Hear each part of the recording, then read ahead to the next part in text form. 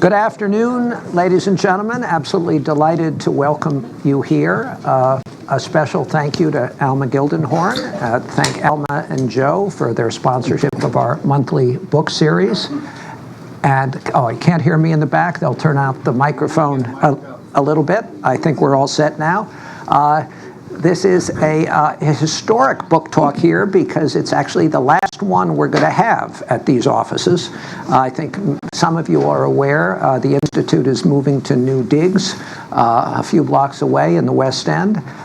So our next session like this will be there at 2300 N Street, January 22nd with David Ignatius, and I hope we'll see many of you at that time. I also want to welcome all of our guests watching this live streamed, and especially our many guests who will be watching this on C-SPAN. Also, a very special welcome. We're delighted to have 25 students here from Washington Latin School, Washington Latin High School.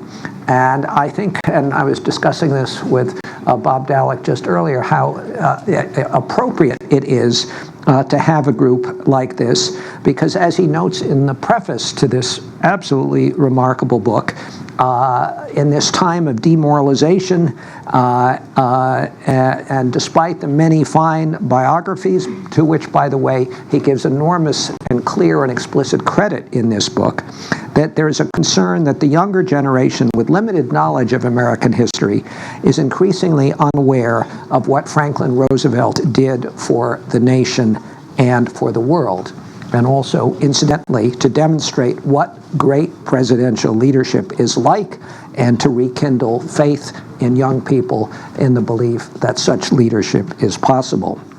Well, our guest needs very little introduction, especially here in Washington, one of our country's greatest political biographers and historians, a Bancroft Prize winner for an earlier book on Franklin Roosevelt and his foreign policy, author of at least a dozen biographies, including Kennedy, Truman, Nixon, Johnson, and Reagan. And as I said, an absolutely wonderful book. Like many in this room, I think you've probably read other biographies of Franklin Roosevelt, and I strongly encourage you to read this one. Despite its heft, you're not going to be able to put it down. And it goes, obviously, while much of it talks about his time in the White House, it of course, begins with his Hudson Valley childhood, his days as Assistant Secretary of the Navy, his time battling Tammany Hall in New York politics and as governor of New York, and of course, much of it focusing on his stewardship of two of the most challenging periods in American history, the Great Depression and World War II.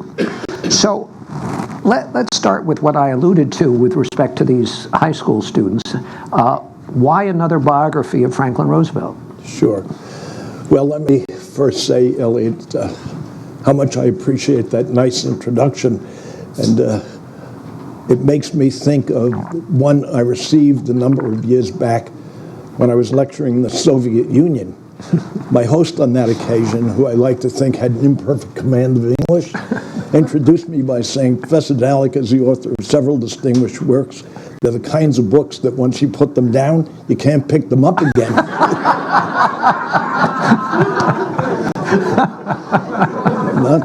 Not music to the author's ears.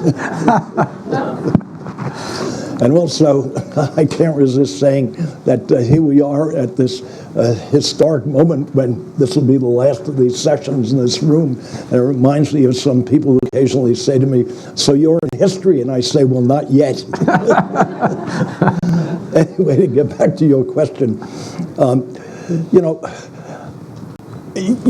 you quoted what my feeling was as I went to work on this book, that Roosevelt has become a remote figure for many people in this country, and particularly for young people. I still teach for Stanford University in Washington, and I have these 20-year-old students. They don't remember Reagan or Bill Clinton now as president. So Roosevelt is like ancient history with them. And people are so down currently on politics, and I think on the presidency also, because what's so striking to me is the fact that Donald Trump has never achieved a 50% approval rating in these over 10 months now that he has been in office. If you go and look at the Gallup polls, Franklin Roosevelt, 12 plus years, never went below 50%. See, it was really an extraordinary achievement. And so I think it's important for people to recall what effective, great leadership could look like. And Roosevelt had his limitations. He was not a saint, and we can talk about these flaws and missteps, but by and large, he was a transforming leader and really quite extraordinary. Well, we will talk a little bit about some of those flaws perhaps a little later, but you also quote early in the book the New York Times upon his death. And the New York Times, hardly sycophantic toward Franklin Roosevelt, said, men will thank God on their knees 100 years from now that Franklin Delano Roosevelt was in the White House. An extraordinary statement. Absolutely. And, you know, that 100 years is just a few decades away. Are you confident that his position is secure, will remain secure in the pantheon of American greats and even world greats? Yeah. Well, first of all, I think he's one of the three great presidents of American history, along with George Washington and Abraham Lincoln, you see. So what makes him so extraordinary? When he came into the presidency in March of 1933, the country was in miserable shape. 25% of the workforce was unemployed. There was starvation. There were men who would gather at garbage cans outside of restaurants at 10, 11 in the evening in order to find scraps of food because they were so impoverished that they, and some former middle-class men selling apples with 5 cents a piece on street corners. Now, when Roosevelt came into office, he wasn't sure what he was going to do, but he understood that he needed, first of all, to generate renewed hope in the American economic and political system. Remember, this is a time when you had Mussolini and fascism in Italy, and people said he made the trains run on time. Hitler had taken power in Nazi Germany. Stalin was crowing about the 5-year plans and the achievements in the Soviet Union. And so there was a lot of talk about the idea that this American system of government, politics, and its economy could not last, you see. Roosevelt refuted that. He didn't end the Depression. Industrial mobilization did that in 1939, 1940, but he did something I think more important. He humanized the American industrial system, see. He put into place Social Security, the Federal Deposit Insurance Corporation, the Civilian Conservation Corps, dams that were built across the country. You can go to the Midwestern universities, at Indiana University, for example, and you'll see a building that was a student union building that was put up by the WPA, and it says John Cromartie, director of the WPA, 1937, or whatever it was that they put up that building, see.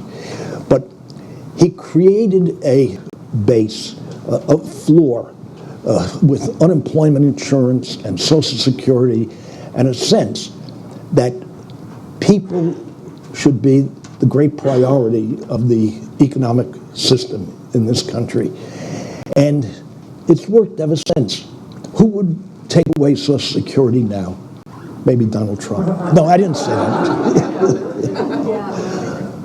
Who would take away Lyndon Johnson, his protege, who put across civil rights, voting rights, Medicare, you see. It's part of this system of humanizing the American industrial system. And it saved our economic and political system, I believe, because people were signed on to it. Last point, he used fireside chats. He was brilliant at connecting to the public, see. And after he died, somebody stopped Eleanor Roosevelt on the street and said to her, "I miss the way your husband used to speak to me about my government." Can you imagine anyone saying that about any politician now? See? It's remarkable. Or the man who stood by the railway track as the body was being transported from Warm Springs, Georgia, back to Hyde Park, and he stood sobbing, and somebody next to him said, "Did you know the president?" And he said, "No, but he knew me." See? What a telling way to describe the extraordinary connection that he made to people. And it sustained him through the 12 plus years. And, you know, this was not a man who was in particularly good health, you see. He was immobilized. He had to sit in that chair all day long. And I found one letter in which he said to somebody, "You know, a congressman, when you're frustrated, you can get up and walk about and walk off some of your anguish." He said, "I'm stuck in this chair all day long." He never would have said things in public that he might talk about in private. The way, for example, he said about Adolf Hitler in 1938 after Kristallnacht, "This man," he said, "is a maniac with a mission." See, he wouldn't say that in public. But we have this information now about how he would talk in private, and particularly to his distant cousin, Margaret Daisy Suckley, whose diaries were published, and there's wonderful material in there about how he would talk to her. And he'd say to her things like, "Daisy, I tell you this, I know you won't repeat it, I only tell it to you." See? Well, we'll come back, I mean, to so many of these things, including Daisy, including Eleanor, and of course the fireside chats. You know, you described, and it's so hard for anyone to appreciate, any of us to appreciate, just what the country was like. And of course, then it was a 4-month period between election and inauguration. And in the time after Hoover, in that 4-month period, you have an extraordinary quote from John Maynard Keynes when someone has said, "Is there ever been a period comparable to those 4 months in terms of the level of despair?" And he said, "Yes, and it lasted 400 years." and you know, it was called the Dark Ages. Yes. So you've sort of alluded to this. When he came into the White House, and then before those extraordinary 100 days when he signed 15 extraordinary bills, he didn't really have a plan. And so how was he successful when he had no secret plan? Right. We had President Trump said he had all kinds of secret plans. President Roosevelt never said he had any plan, yet he convinced the American public that he knew what he was doing. Right. Well, how did he do that? He began with his campaign in which Herbert Hoover said he was a chameleon on plaid, if you get the image, you see. And what it reminded me also of is the story my friend Arthur Schlesinger told me at one point about John Kennedy. Kennedy invited him to be at the White House, and Schlesinger said to him, "What will I be doing there?" And Kennedy said, "I don't know, Arthur. I don't even know what I'll be doing there, but you can bet we'll both be busy more than 8 hours a day."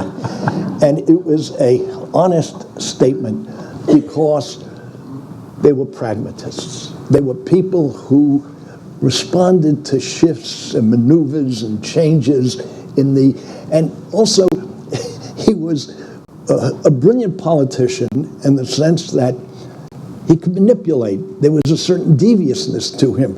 For example, a big issue at the time was the protective tariff. This seems so remote at this point, but Roosevelt told his brain trust to write 2 speeches, one for high tariff and the other for low tariff. See? And this is in the days before the internet, before television. He'd go out in a high tariff area, he'd give the high tariff speech, in a low tariff area, he'd give the low. And then they would say to him, well, now we're in a mixed area, what are you do? What are you going to do? He said, I'll show you. At the end of that talk, people in the crowd who were for high tariff thought he was for high tariff, and people in the crowd for low tariff thought he was for low tariff. And that's the definition of a damn good politician. So he was incredibly pragmatic, and he responded to the issues as they arose. And that first fireside chat he gave was, of course, about the banking crisis, because there was no Federal Deposit Insurance Corporation. That was an invention of the New Deal. And people were losing their life savings. Roosevelt gives a speech in which he says, we're going to have a bank holiday. See? He doesn't talk about a crisis, a malaise. Instead, we'll have a holiday. Go out, have a good time. See?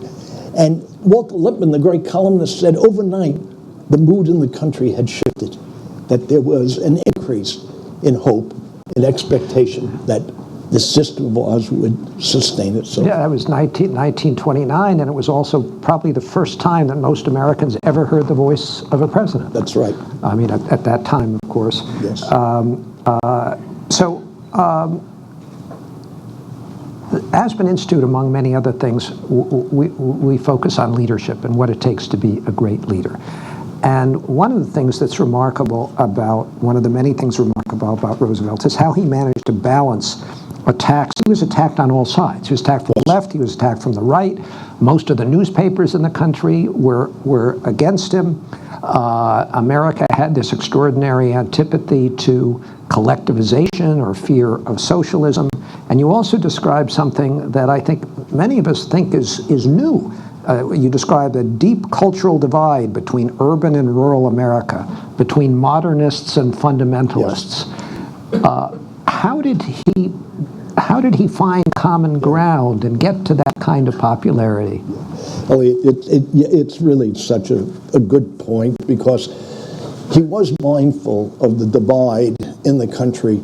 And remember, in 1924, when the Democrats tried to find a candidate at their convention, they took 103 ballots before they settled on a man named John W. Davis from West Virginia, who nobody remembers now, certainly, and was a non-entity. And it was because of that deep divide between the modernists and the fundamentalists, the South and the North, you see. Roosevelt brought people into his administration. He dealt with the Southern segregationists who were running the committees in the House and the Senate, and he was sensitive to the fact that he could not antagonize But of course, also for people, especially the high school students, might not remember, the South was his base. That's right. The South was the Democratic South. It was a solid Democratic South, and he wins this support. Now, what's so interesting also is that he never went out of his way to work especially hard for African Americans, you see. He wouldn't support the anti-lynching legislation that kept coming up in the Congress. By the end of his presidency, however, African Americans had shifted to the Democratic Party, see. And the saying was, turn Lincoln's face to the wall, see. And that Roosevelt and the Democrats, and somebody sent me, which is marvelous, a folk song by a black singer, folk singer, steel guitarist, and it's called Franklin Roosevelt, the Poor Man's Friend, see. And African Americans were moved to the Democratic Party by all those programs for which they received certain benefits. And as Roosevelt said, better a government that lives in a spirit of charity than one frozen in the ice of its own indifference, see. And he connected to people with that kind of language and those actions, you see. There was substance to it. It wasn't just rhetoric about how he was going to make the country great again. There was real substance to it, which changed people's lives. A very large portion of the book is focused on his second term, and you talk about the second term curse. Yep. And if it had not been for the onset of the war, he might not have been reelected. Do you want to just tell us a little bit about the dynamics in that second term? Sure. Well, in the second term, he began by making the misjudgment of trying to put across the court packing plan.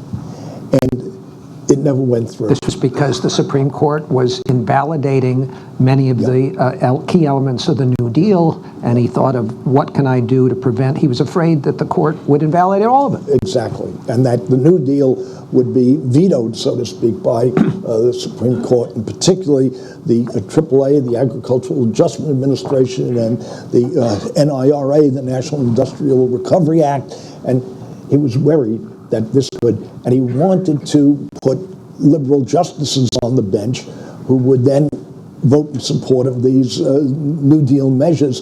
And you have to understand the expansion of federal authority under his leadership, you see. But he had the model before him of Theodore Roosevelt, his cousin, and Woodrow Wilson, who had pushed to make the federal government the center of political authority and action in this country, you see. And these were his historical examples. He was following through on this. And both TR and Wilson ultimately were still quite popular. And so he was able to sort of operate in their shadow. But there's no question that the recession that hit the country in 37, 38, and the attempt to purge the Democratic Party of conservative Southerners in particular, that failed. And so by 1939, even though he still had 50% approval rating, the likelihood that he could ever run for a third term and break the two-term precedent was just out of the question. But along came the war, and people were afraid, reluctant to shift to another leader in this perilous time. Well, we'll come back to the war, but let's just turn to more of how you describe the personal history and the emotional and personal dimensions of his life. And first of all, you describe his childhood, and it was a childhood where he was not especially noted for his brilliance or extraordinary qualities either at the Groton School or at Harvard, although you do say that there were signs early on about his extraordinary self-confidence and self-reliance. So there were no signs as a man in his teens and 20s that this was going to be one of the great men of the century. Yeah, in fact, at Harvard he was described as a feather duster, that he was someone who was shallow, who was a patrician, who was self-indulged, and but he had before him the model of Theodore Roosevelt and the strenuous life, and the idea that he was entitled to lead the country. Indeed, somebody said later that Franklin Roosevelt's idea of the presidency was FDR in the White House, and that he was the one who justifiably should be sitting in that Oval Office. So he had self-confidence that allowed him to confront those big issues. So why did a patrician choose to go into politics? I mean, there were some signs in here you talk about he was sort of bored with money and snobbery and pretension, and he could have had such an easy life after Columbia Law School and staying in New York and making a lot of money and going up to Hyde Park. And especially after his polio. He had been stricken at the age of 39 in 1921, and his mother wanted him to go back to Hyde Park and just be a kind of rural aristocrat who just took it easy, and they had enough wealth, and but he was determined, and so was Eleanor, and so was a man named Louis Howe, you see, who was his principal political advisor, and Eleanor played a huge part in moving him forward, in supporting him, despite the fact that they had a very rocky marriage, because he had had an affair in 1918 that she found out about. Do you think he deliberately wanted her to find out about it? I think he did. I think he may have thought about... Because she found a cache of his love letters. That's right. That's right. And it revealed to her what was... But at the end of the day, they shared public affairs as their bond, as something which was common to them. And they both had a good sense of humor, because the joke I love is about how Ben Cohen, who was on his brain trust, came into the Oval Office one day and Roosevelt was chuckling. And Cohen said to him, "Mr. President, would you mind sharing a joke with me?" And Roosevelt said, "All right, Ben, I'll tell you. Eleanor was just in here. She had a physical this morning with her doctor. And so when she came in, I said to her, 'So, Eleanor, what did the doctor have to say about that big ass of yours?' And she said, 'Franklin, he had nothing at all to say about you.'"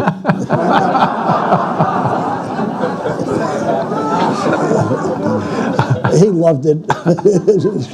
So there was that. Well, let's come back to the polio, and then we'll come back to Eleanor. As you said, he was stricken in 1921 when he was 39. Yes. And and actually, many of you here have been to our sort of New York home for many of our programs, very much like this, which is the Roosevelt House, which is where he and Eleanor lived, and where, as you describe in here, after his first hospital spell, he was literally carried upstairs to the second floor. I think many people think that it was hidden from the American people, but the New York Times reported on the front page when he was struck with polio.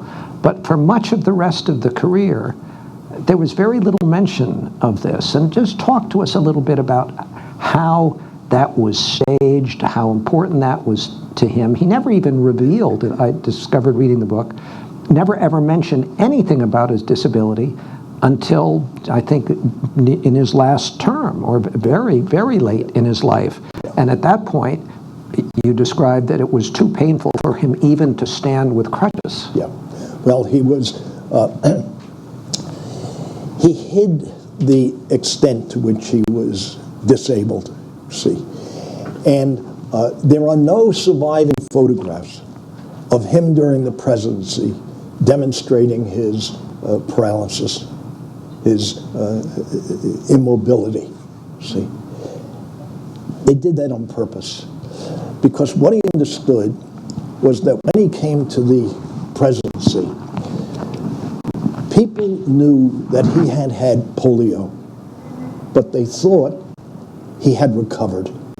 And psychologically, it was tremendously appealing to millions of people in the country, because the attitude was, look, this man saw his way through this polio, got to recovery, and now he's going to lead the country to recovery through this terrible depression, see. And so he understood that there was this psychological connection, that it was important for him to be seen as robust. And in fact, when he got the nomination in 1932, he broke tradition by getting on a plane. He was governor of New York, he was in Albany, and he flew to Chicago. It was a perilous trip. There were a couple of Army planes that flew with him, and they turned back because the winds were buffeting the planes.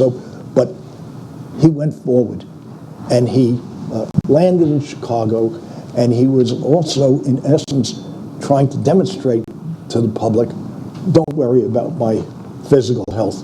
See, I'm strong enough, I could take this plane trip from, and of course, he did those arduous journeys abroad during the war, when he went to Casablanca and Tehran and Yalta, and he was already a dying man when he got to Yalta. But the only time he even made reference to his disability was in one speech that he gave when he came back from Yalta. He said to the gathering in the Congress. He said, "I know you will forgive me for sitting down, where I've just come back from a journey of 10,000 miles, and I carry 10 pounds of steel around each of my lower limbs." It's the only time he ever made a reference to his disability, you see. Do you think that it's possible that his polio create or added to his ambition, or affected him in that way? And then similarly, whether his need and ability to hide it maybe added to his skill as sort of an actor. Yeah. Elliot, he said to Orson Welles at one point, "Orson, you and I are the two greatest actors in America." And he understood that he was on a stage, that all these presidents are, you see, but that someone like John Kennedy, for example, now, is no longer a real man. He's turned into a kind of iconic figure. He's frozen in our minds at the age of 46. If you go in the Kennedy Library and you see this poster of him looking down at you, you see. And the country needs heroes. It needs some presidents who it looks up to. And you see the current mood in the country, the current distress over our politics, and the fact, for example, that Donald Trump has never come up to 50% in his approval ratings during his almost 1 year in office. This is unprecedented. All presidents, they go through a honeymoon period in the beginning and have some kind of majority support. It may fade pretty quickly, but in the beginning, there is the consensus, going back to Thomas Jefferson, who said, "We're all Federalists, we're all Republicans, we're all Americans." It was the first time we had a transition from one political party to another. And it was suggesting that we're not going to be like so many other countries that they get into civil wars, revolutions over their politics. We will do these political changes in a civil and constructive way, you see. So, but Roosevelt had to face a world of difficulties, and this is what I think made the guy really quite amazing. Remember, if we can turn to foreign affairs, that the isolationism in the country, and Roosevelt never believed in it. He signed on to the neutrality laws in 35, 36, 37, you see, which were essentially laws to keep America out of World War I. But we were facing Hitler and the Nazis and Japanese military aggression across Asia. And the country, when an American gunboat was attacked by the Japanese on the Yangtze River in China, and instead of people saying, "Make them pay reparations, make them retaliate," they said, "What was that gunboat doing there?" Because there was the attitude of isolationism. Don't put us in harm's way. Don't get us into a war. So it was a very, very difficult and challenging time. And he understood that America needed to act. And indeed, Churchill understood. Admiral Yamamoto, the Japanese admiral who planned the Pearl Harbor attack, he said, if the Americans last more than 6 months in the war, Japan will lose, because he understood the industrial might of America and its ability to mobilize and support the Russians and support the British. And Churchill said in his memoirs, after Pearl Harbor, he said, "I went to bed and I slept the sleep of babes," because I knew now we would win with the Americans in the war. Of course, 419,000 Americans lost their lives in that conflict. And to this day, I don't know how many of you have been to Normandy, but it's very moving because of all those graves that are there. So tell us a little more about how he navigated that sense of neutrality, the anti-war sentiment. It was a period of also very strong anti-immigration views, right. anti-Semitic views. Absolutely. I mean, even though the public increasingly reviled Hitler, there was no sense that there was any threat to the homeland. No. Yet he was able to move the country. And extraordinary. Because he spoke not about getting into the war as an aggressor, as an ally of the Russians and the British, but rather that we, in having the first peacetime draft in American history in 1940, was an extraordinary step forward in an isolationist time. But he said, this is a defense. In fact, when he signed that law, it said that nobody who was drafted could be sent outside the Western Hemisphere. See, they were going to guard against sending an American army to Europe, and those troops would only serve for 1 year. That was kind of crazy.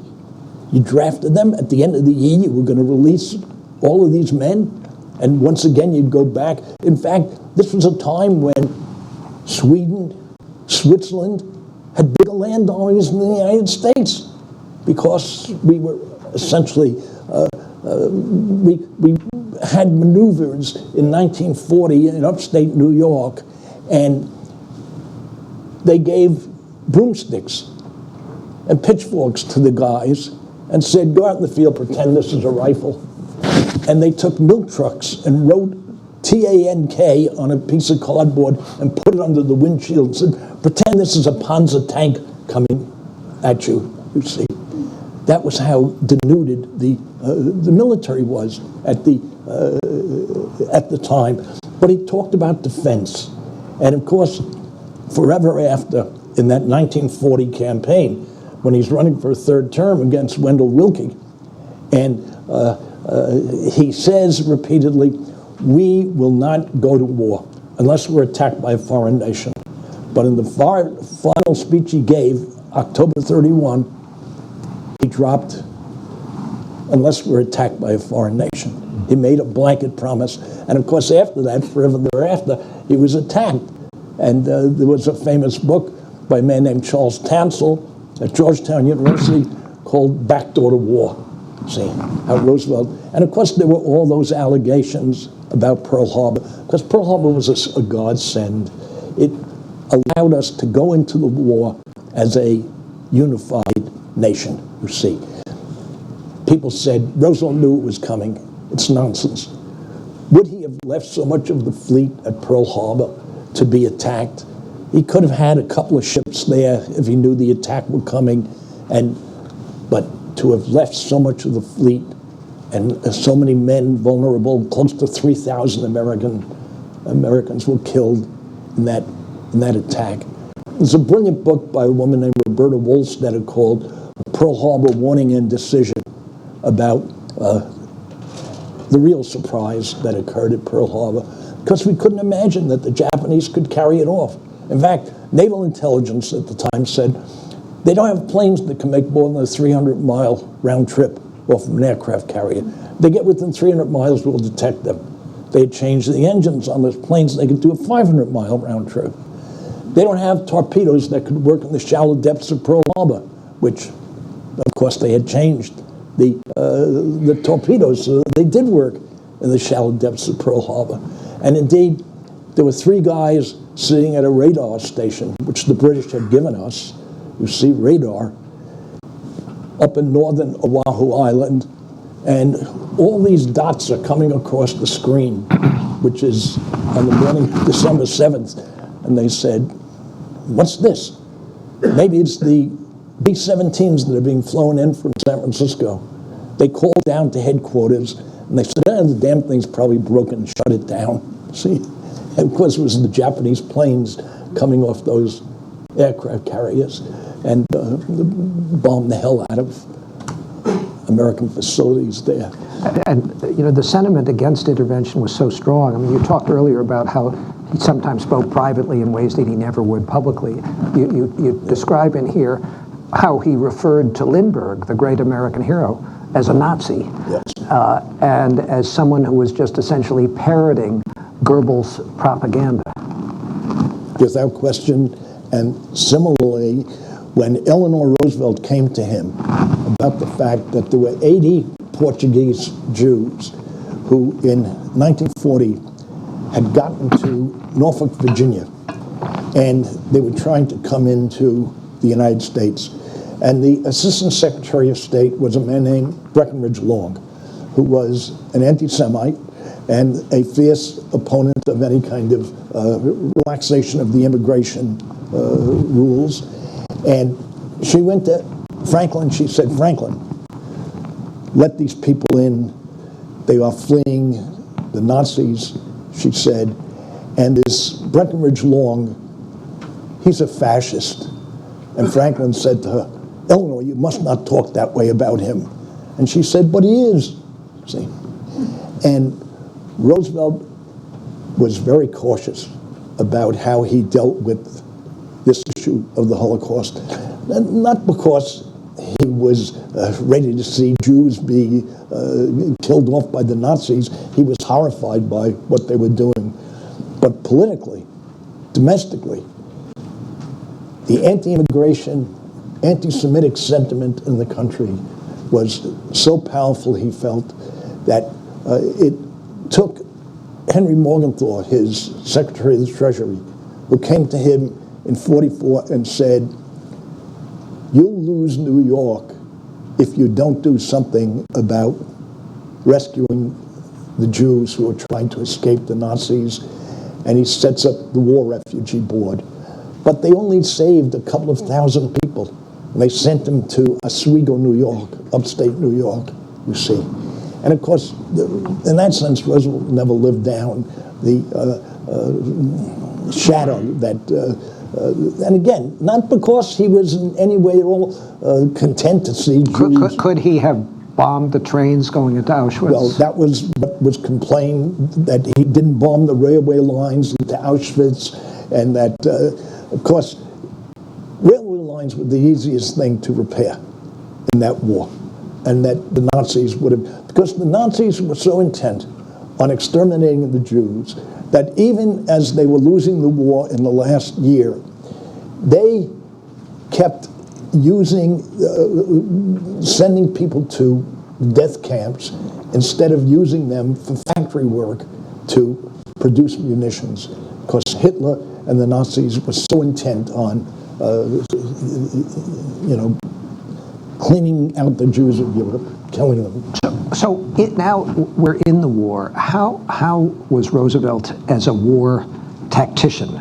Here he was working with, and you described going all the way to Yalta, working with Churchill and Stalin. How was his political judgment, military judgment, with respect to the war?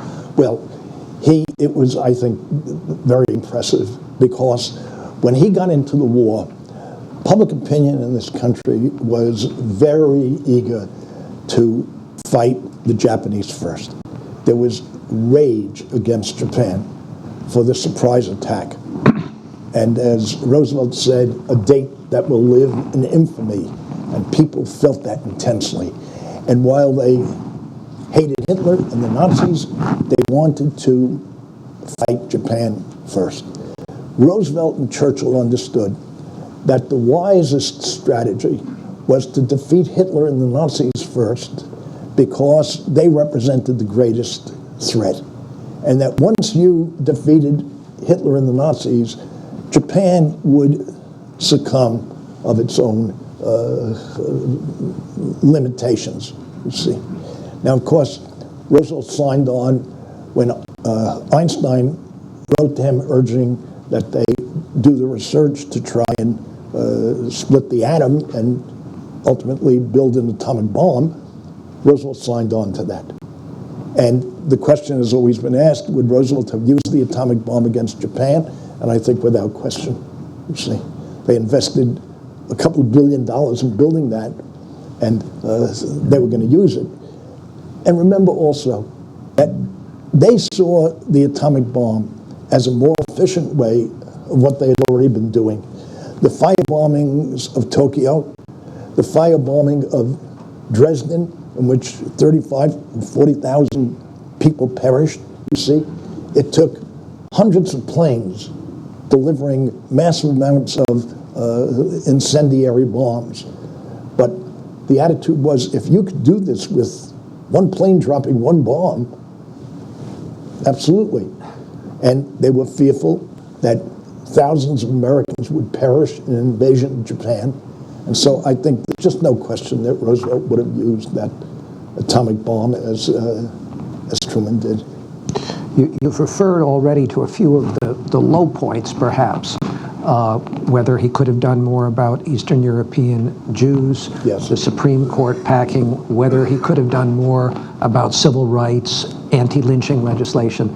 The other down point clearly was Japanese internment. Oh, yeah. And how did that happen? And how do you explain that in the context of this otherwise extraordinary man? Well, it was later said by the American Civil Liberties Union that it was the most egregious violation of American civil liberties in the country's history. See? What Roosevelt understood at the time was that the United States had been knocked back on its heels by Pearl Harbor. They lost Guam, Wake Island. Burma was falling to the Japanese. India was threatened.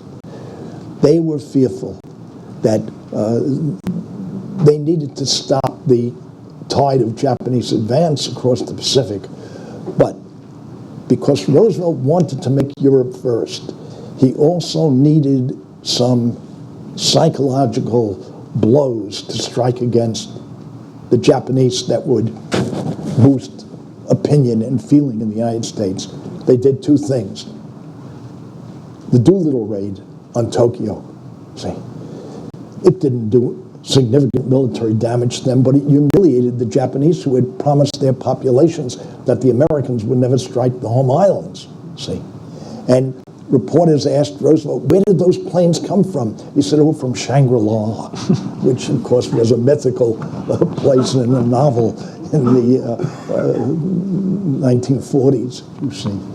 And as far as incarcerating the Japanese, it was a way at the time of striking back against Japan, because 90% of these people were American citizens.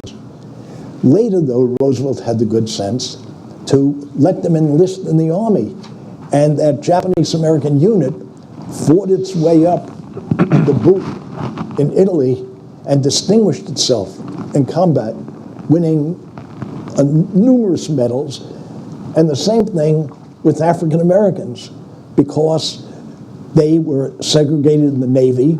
They could be cooks and stewards, but in the Army, they were also segregated, but they set up an air unit in which African Americans were trained to be pilots and to fly those bombers.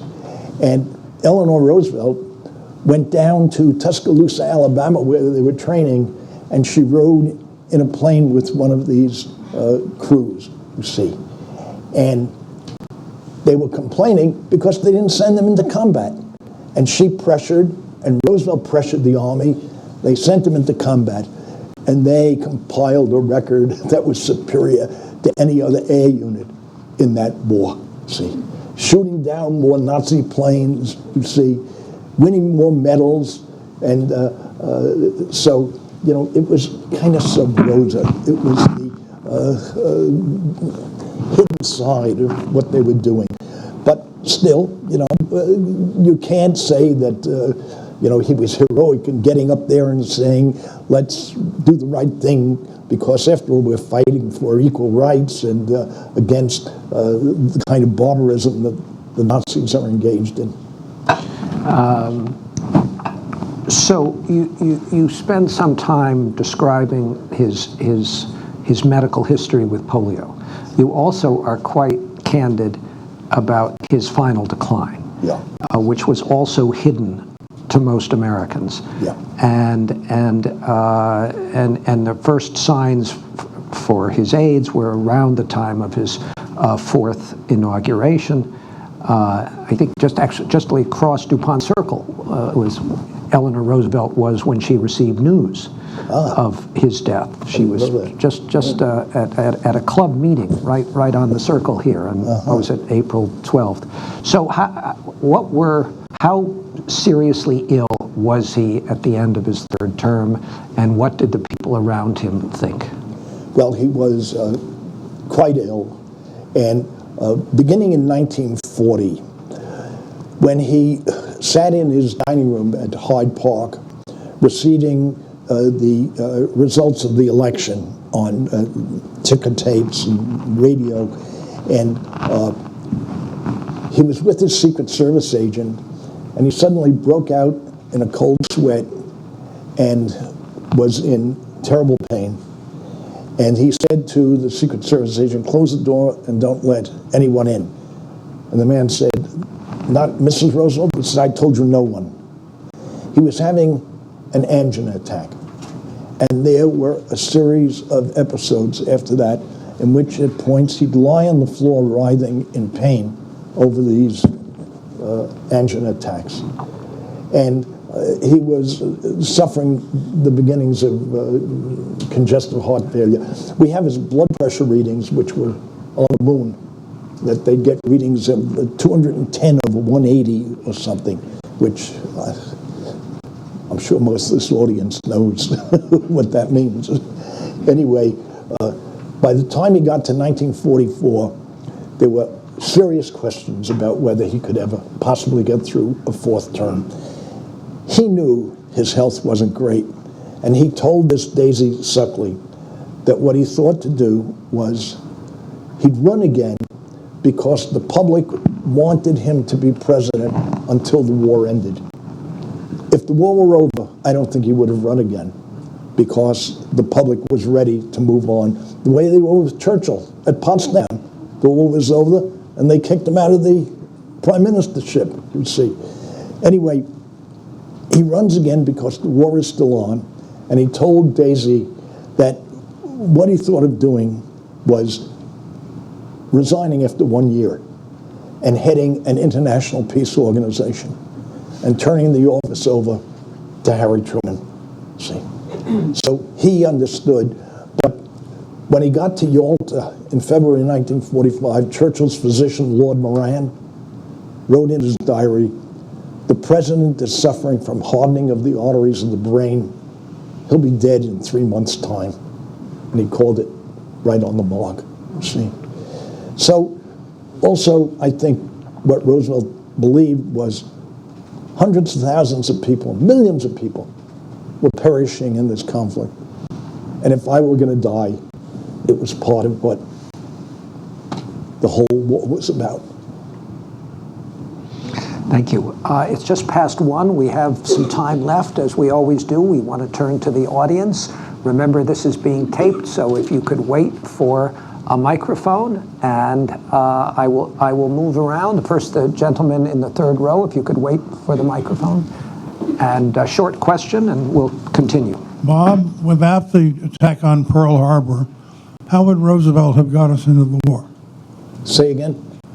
If Pearl Harbor had not been attacked, how would Roosevelt have got us into the war? Yeah, it's a wonderful counterfactual question. Nobody, of course, including Roosevelt, knew the exact answer, but he was waiting for some incident, as he told Churchill at the Atlanta conference the previous August, that something that was calamitous enough and troubling enough to bring the country together, you see.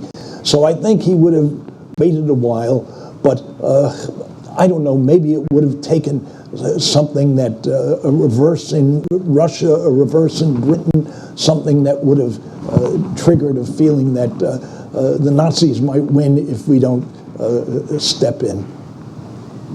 Okay, right here. Thank you very much. It's a fascinating story that you tell. Thank you. I just want to say I don't recognize my country anymore, and I don't recognize this city. I've been here for 40 years. I imagine that's what the people in the 1930s felt about their country. Is there any leadership out there that you see now that can right this ship? Is there anybody out there, or any style of leadership that would replicate Mr. Roosevelt's, that can, help us out here a bit? Thank you. Well, as a historian, I'm always glad to predict the future. And I think the Democrats badly need to find a young, fresh face. Someone who is not clearly in evidence. I think Hillary lost last time in part because there was Clinton fatigue. Jeb Bush couldn't get anywhere. There was Bush fatigue. You see, the Democrats need somebody young.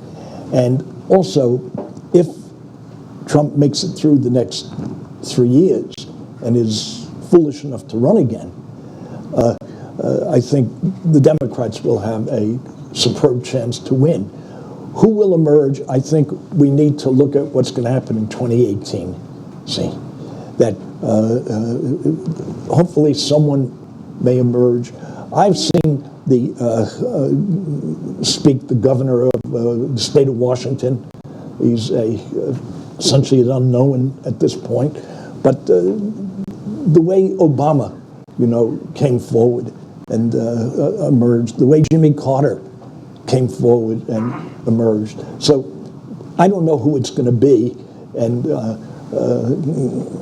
but I think someone will emerge, and I think there is a tremendous vulnerability on the part of the Republicans.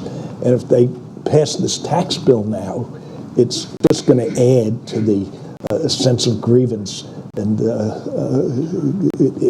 it's really a difficult time in our politics. I agree with you.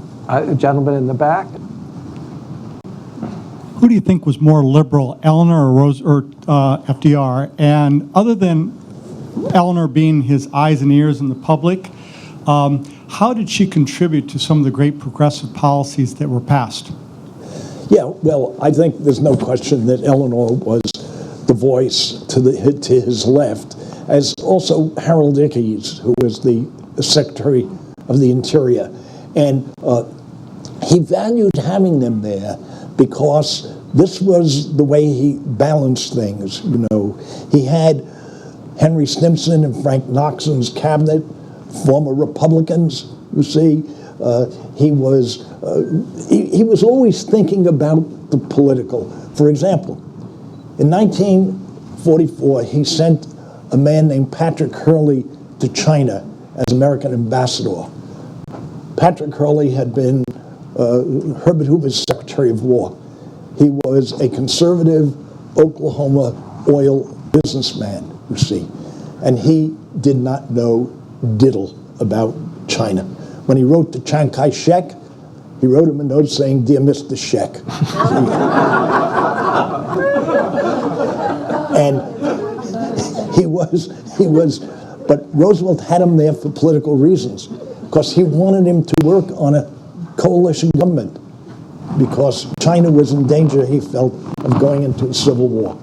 And so he wanted a coalition government, and if that failed, he was going to blame it on Hurley, see, because it was a kind of political shield. So, he was always thinking about the domestic politics, and this was part of it. But Eleanor was the voice on the left with Ickes and some others who pressed him to be more liberal. And of course, that famous speech he gave in 1944, where he spoke about the Economic Bill of Rights, was put up the flag of restoring the New Deal. And but who knows what would have happened if he had lived. But I think he would have resigned after 1 year, because his health was very precarious. I'd like to, do we have a question from one of the Washington Latin students, the intended audience for this book? Yes, the gentleman in the back. Hi. So basically, I'm wondering what you think about Roosevelt, how he was able to battle through physical wear and tear, and also going through the Great Depression and the World War II as a president. Like, do you think he had any other motives apart from loving the American people or trying to bring the country together?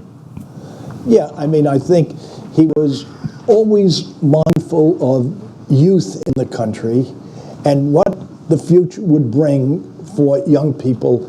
Eleanor was also greatly mindful of that.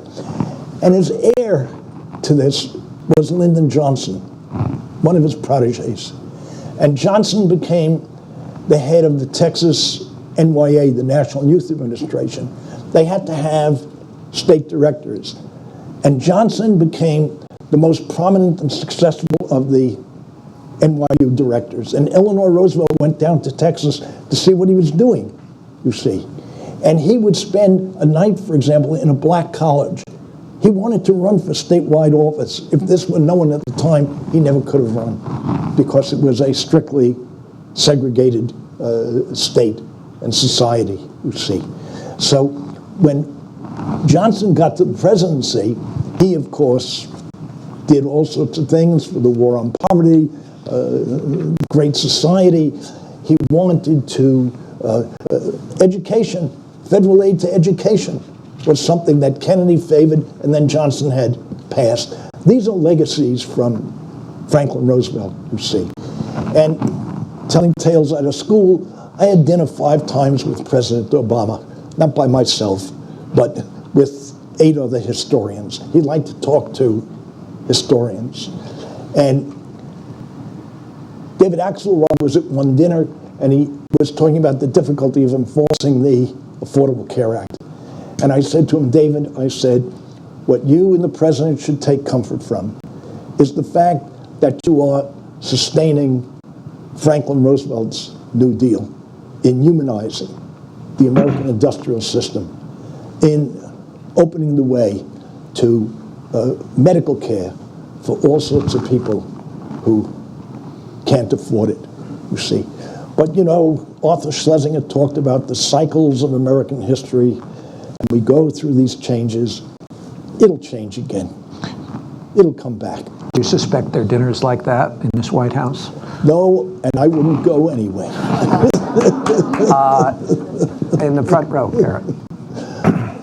Thanks very much. Dr. Dallek, I'm thinking now about the panoply of presidents about whom you've written, which, among other things, suggests that you know something about what's characterizes the successful from the not-so-successful presidents. And I'm wondering the extent to which you can say to what extent is character central? To what extent are conditions central? Yeah. Well, of course, they're both terribly important. As the ancient Greeks used to say, fate is character, see. And you see it in the current administration.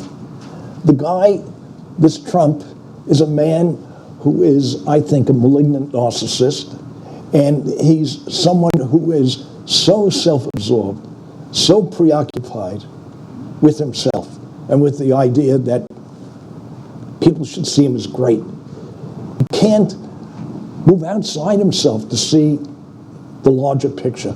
Now, you know, everybody who runs for president, they've got to have a powerful narcissistic streak, because otherwise who would be crazy enough to want to have that job? It's impossible. But the great ones move outside themselves, reach for larger things for the nation. And even Richard Nixon, you see, with his opening to the Chinese and the change in relations there, and they détente with the Soviet Union. And ultimately, finally, at last getting us out of that Vietnam War, see. I mean, you know, as I said, there are no saints in politics, and it's an impossible job. But this is the way historians judge them. We look back. Did you make the right choice? Did you lead us in the right direction? You see? Johnson, for example, is such a complicated guy in that he put across so many significant domestic advances. That civil rights bill, I think, is the greatest piece of social legislation in the country's history, you see. Ending segregation in all places of public accommodation. And yet, at the same time, he couldn't let go of that Vietnam War and led us down the primrose path there. And what a disaster. More American troops died in that war than any other foreign war except World War II. See? Of course, the Civil War exceeds, because when we fight each other, we outdo everybody else. And 620,000 died in that Civil War. It's a very interesting country. I've said, I wish I could come back in 100 years to see what's happened to the country. I told this to a group of 20-year-old students. And I said, but none of us will be here. And they gasped. Yes, and in the middle here. One of your predecessor biographers, Gene Smith, Yes. focused on Roosevelt's lust for power as the driving force for him. You've mentioned his tendency to manipulate, and I'm also reminded of the famous conversation between Truman and Eisenhower right at the time of Kennedy's funeral, when they both agreed, which they rarely did with each other, Yes. that Roosevelt was the most cold-blooded person that either of them had ever dealt with. Can you talk about these elements of his character?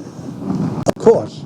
You know, you don't get to be president and govern this country without also being a son of a bitch.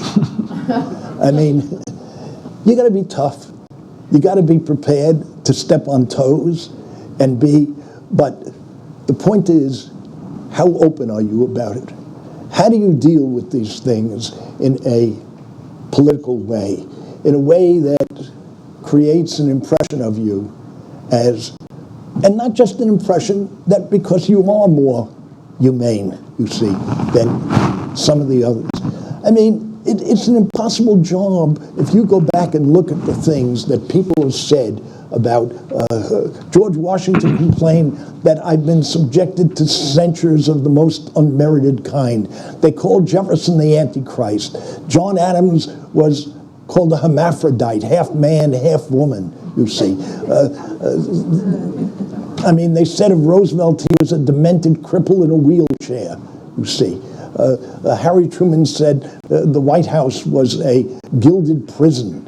And but the point is that they all have a hard side to them. How do they express it? How do they deal with it? And you're going to have enemies. It's inevitable. You're not going to have only friends. You know, and they're combative. They have to be combative. But there are degrees and degrees, you see. And to be the way Trump is, which is so openly combative, and that this is what seems to drive him so much, that he's got to outlast, overwhelm adversaries. There's something emotionally unsuited about him for the presidency. He never should have had that office. But Warren G. Harding, in July 1920, the columnist for the Baltimore Sun, Mencken wrote a column in which he said, someday the American people in their wisdom will put a narcissistic nut into the White House. See, he was talking about Harding, but you were just talking about the the hard side of Franklin Roosevelt. On the soft side, how important were his relationships with, say, with Daisy Suckley and Missy Leland? Well, he and Daisy Suckley, they loved each other. Missy loved him. There were people around him. The reporters, the journalists, yes, the publishers of newspapers were conservative and they were quite negative, but the reporters themselves, they loved him because he'd come into a press conference, he'd sit at his desk, and he'd smile and say, well, boys, there's no news today, but I'll just tell you this off the record, see. And then by the end of the talk, he would say, well, boys, I got to run. The guy couldn't walk. And I got to run. And they were so drawn to him, and they had such an affectionate relationship with him. So, but did he have enemies? You bet. And after he defeated Tom Dewey in 1944, behind the scenes he said, he's a son of a bitch. And I don't like him, see. Well, Harry Truman would have echoed that later, in 1948. And, This gentleman's been very patient over against the wall here.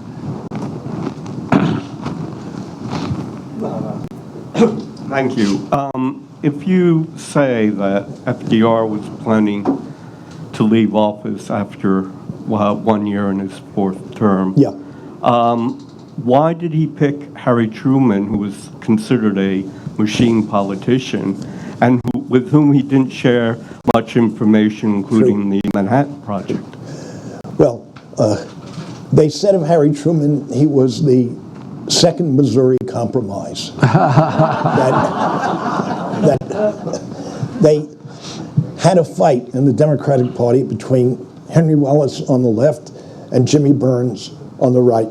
And Roosevelt, being Roosevelt, accepted the proposition that they should have somebody who was in the middle. And Truman had not really offended anyone, or anyone much. And he had gained the cover of Time magazine with his investigations of war profiteering, and had a glimmer of popularity. And also, he was very much in Roosevelt's shadow, which Roosevelt was happy to have that, see. Now, Roosevelt told him next to nothing, and certainly didn't tell him about the atomic bomb, you see. But if he had lasted for a year, I suspect that would have changed, that he would have brought Harry more into the center of things. But the measure of that whole situation, to me, is the fact that when they came to Harry Truman, he was having drinks with Sam Rayburn at the White House, and they said, you must go to the White House immediately, it's a crisis, and very important, don't tell anybody. He got there, and he was brought into Eleanor, and she took his hand and said, Harry, the president is dead, you're now the president. And Truman, being as decent a guy as he was, said to her, Mrs. Roosevelt, is there anything I can do for you? And she said to him, Harry, is there anything I can do for you? You're the one in trouble now. So these were two lovely, decent people, and with hard edges too, see? Alma, bring in the front row. I grew up in the era of Franklin Roosevelt. How did people feel at that time, in real time? Yeah. They adored him. They worshipped him. He was the father of America. And his dignity, his voice, perhaps not having the benefit of television and all the high-tech stuff that we have now. I had never, when he died, I remember I felt that I had lost, as did everyone I knew, had lost a grandfather. And he was only 63, but it made no difference. He was so adored and so idolized by the public. The same situation arose with President Kennedy.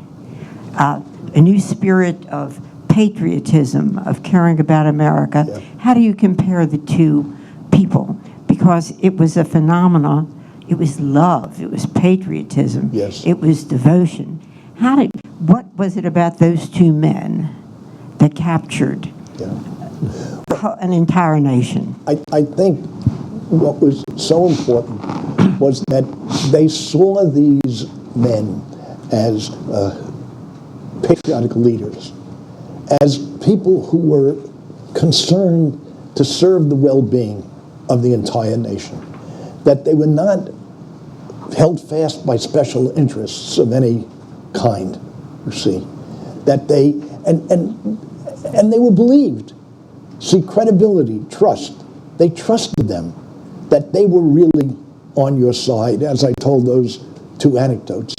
But, you know, Kennedy, after the Bay of Pigs, when that failed, and he owned up to the idea that it was his fault. And then his poll numbers went jumping up, and he said to somebody, the worse I do, the higher my numbers go. See? But it was the fact that he showed personal courage, see? And that in some ways, Kennedy has replaced Roosevelt because the Kennedys are America's royal family. And my friend Peter Kovler here, who was so involved in the 100th anniversary of Kennedy's birth, you see, and also of Roosevelt's birth, and also building the Roosevelt Memorial, you see. He didn't do it with his hands, but right. Little hands. He has a very good sense of history. Well, that actually is such a great question. I think it's one we're going to have to end on. Although you're referencing Kennedy, you're going to have to read the book because Joseph Kennedy features extensively in this book, oh, yes. too. But I would just like, on behalf of everyone, to thank you so much for being here with us. Thank you. And, Thank you.